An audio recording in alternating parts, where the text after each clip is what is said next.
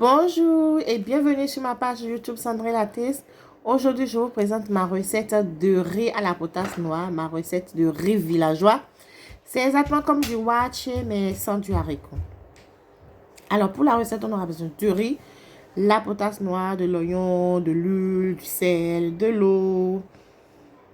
Ouais, et c'est tout. Alors on va commencer par la préparation de la potasse.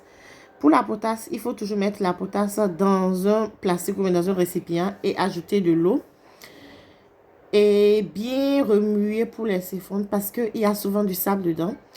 Mais moi, je mets souvent dans un bocal, je mets de l'eau, je ferme et puis je remue vraiment fort. Puis je dépose et là, le sable vient en bas et on a l'eau en haut. Et maintenant, on va passer au rinçage du riz. Bon, si vous utilisez un riz que vous savez qui est déjà très propre, vous aurez seulement besoin de mettre de l'eau rincée une fois et c'est bon. Mais là, pour cette recette, j'ai utilisé un riz béninois. C'est le riz de montage, je ne sais pas si vous connaissez. Et bon, je connais ce riz, je sais qu'il y a souvent du sable dedans. Donc, j'ai nettoyé à la façon villageoise. Et pour le faire, vous aurez besoin juste d'un récipient. Mettre le riz dans un autre récipient, mettre de l'eau et faire le même processus comme sur la vidéo. Exactement le même processus. Mais il faut aller doucement. Parce que si vous mettez beaucoup de riz, le riz va sortir vraiment, mais avec les grains de sable dedans. Mais vu qu'on veut avoir les grains de sable en dessous du récipient, il faut le faire doucement.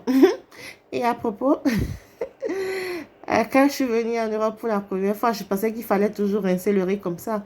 Et quand j'achetais le riz dans les supermarchés, je rentrais à la maison, je rinçais comme ça, mais il n'y avait jamais du sable en bas. Puis je me suis dit, bouf, pourquoi perdre mon temps pour rincer comme ça? Donc, je mettais seulement de l'eau, je rinçais et je versais l'eau.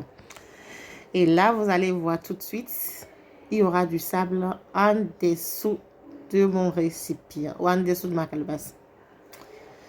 Attends, ça vient.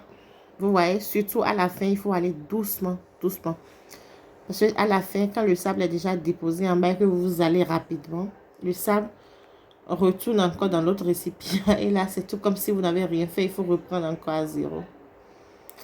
Ça vient, ça prend un peu de temps, mais bon. Là, ça a mis un peu de temps parce que j'ai voulu montrer tout. Sinon, quand c'est hors caméra, ça va un peu plus vite. Vous voyez déjà les petits trucs noirs dedans. Ce sont les déchets, c'est du sable, ce sont les grains de sable. Donc, on va mettre ça de côté. Et vous voyez, regardez ce gros morceau. Imaginez ça entre dans le riz et puis vous préparez le riz et vous cassez ça. Ouf, la douleur là-dedans.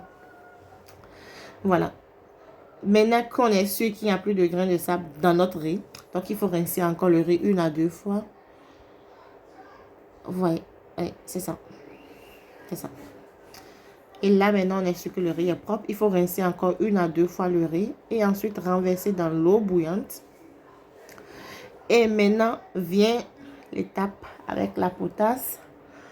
On va mettre un peu de liquide dedans. Bon, pour la potasse, à vous de voir la quantité que vous voulez. Si vous avez un organisme qui ne supporte pas trop, alors ne mettez pas beaucoup. Mais moi, personnellement, j'aime mettre vraiment pour vraiment sentir le goût de la potasse dans mon riz. Et on ajoute du sel, on remue correctement. Et on laisse cuire normalement comme du riz blanc. En fait, c'est exactement comme du riz blanc, mais jusqu'ici, on a mis de la potasse. Et maintenant, pendant que le riz cuit, on va apprêter le piment. Et pour le piment, j'ai utilisé du poisson séché et du haki que j'ai grillé d'abord dans une poêle. Ensuite, mettre dans mon petit mixeur. Mon petit mixeur pour écraser les épices. Vous voyez? C'est du haki grillé et du poisson grillé. Je mélange les deux dans une poêle que je grille. Et si vous avez du piment sec, vous pouvez aussi mettre du piment sec et griller les trois ensemble, puis mixer. Mais là, j'avais du piment en poudre, du piment sec en poudre. Donc, j'ai juste fait griller le haki et le poisson séché. Puis, j'ai mélangé avec du piment en poudre et du sel.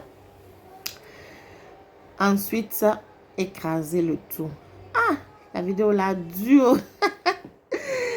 Tellement je ne suis pas habituée à faire de si longues vidéos que je suis déjà fatiguée de parler. Mais bon, on ira jusqu'à la fin. Et je ne sais pas si vous voyez dans le coin là-bas, j'ai découpé l'oignon. Ajouter un peu d'huile. Ah non, avant d'ajouter l'huile, d'abord j'ai découpé l'oignon que j'ai mis au micro-ondes pour 30 secondes. Ensuite, j'ai ajouté de l'huile dedans, un peu de sel et bien mélangé. Et voilà, l'autre est déjà prêt, le piment est prêt. Si vous mangez de bouillon magique, oups, vous mettez dans le piment et puis vous écrasez avec, c'est comme vous voulez. Et là, maintenant, notre riz est prêt. Oh, ça sentait tellement bon.